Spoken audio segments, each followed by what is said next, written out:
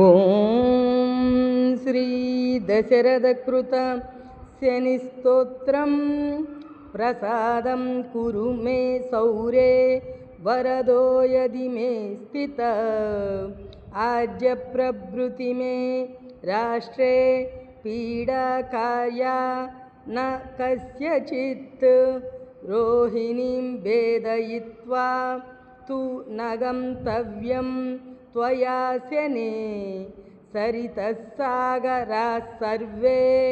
यावच्चन्द्रार्कमेदिनी द्वादशाब्दं तु दुर्भिक्षं न कदाचिद्भविष्यति याचितं तु मया सौरे नान्यदिच्छामि ते त्वहं एवमस्त्विति सम्प्रोक्तो वरं प्रादात्तु शाश्वतं प्राप्य चैवं वरं राजा कृतकृत्यो भवत्तदा इदं वरं तु सम्प्राप्य हृष्टरोमा सपादिव रथोत्तमे धनुस्ताप्य भूत्वा चैव कृताञ्जलि ज्ञात्वा सरस्वतीं देवीं गणाध्यक्षं सुपूजितं राजा दशरथस्तोत्रं सौरे हृदमदाकरोत् नमः कृष्णाय नीलाय शिखिखण्डनिभाय च नमो निर्मांसदेहाय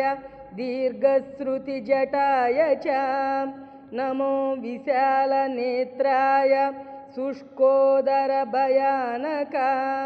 नमः पौरुषगात्राय स्थूलरोमाय ते नमः नमो घोराय रौद्राय भीषणाय करालिने नमो दीर्घाय शुष्काय कालदंष्ट्र नमोऽस्तु ते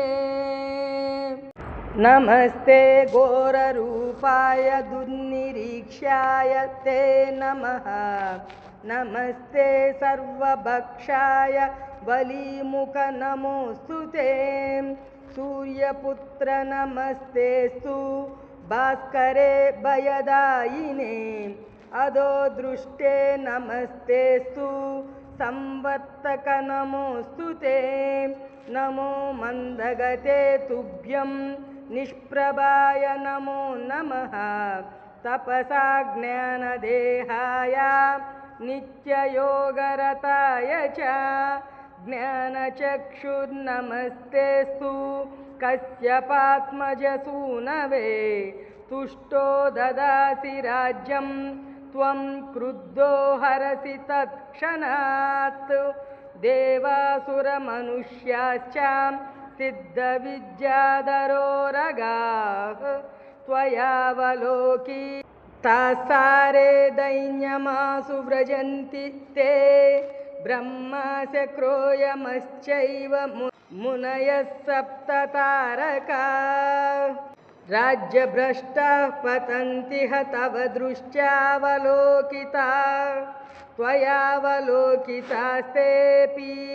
नाशं यान्ति समूलतः प्रसादं कुरु मे सौरे प्रणत्वा हि त्वमर्दितः एवं स्तुतस्तदा सौरीग्रह राजो महाबलः अब्रवीच्च शनिर्वाक्यं हृष्टरोमानभास्कर प्रीतोऽस्मि तव राजेन्द्र स्तोत्रयनानेन सम्प्रति अधेयं न वरं तुभ्यं प्रीतोऽहं प्रददामि ते त्वया कृतं तु मत्स्तोत्रं यः पठेदिह मानव एककालं द्विकालं वा पीडां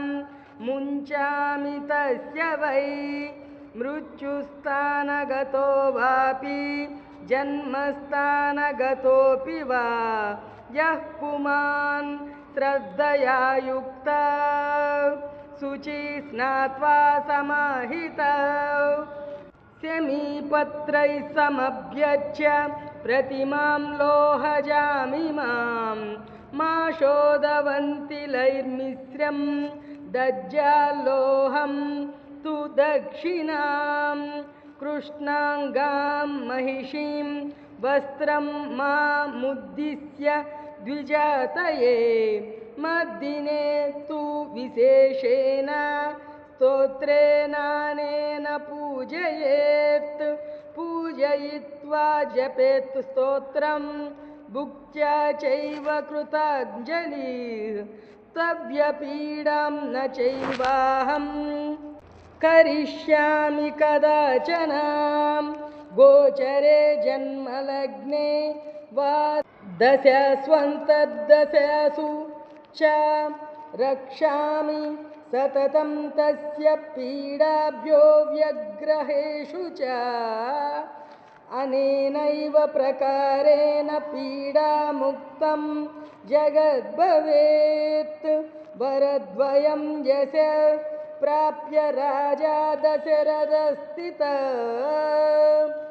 मेने कृतार्थमात्मानां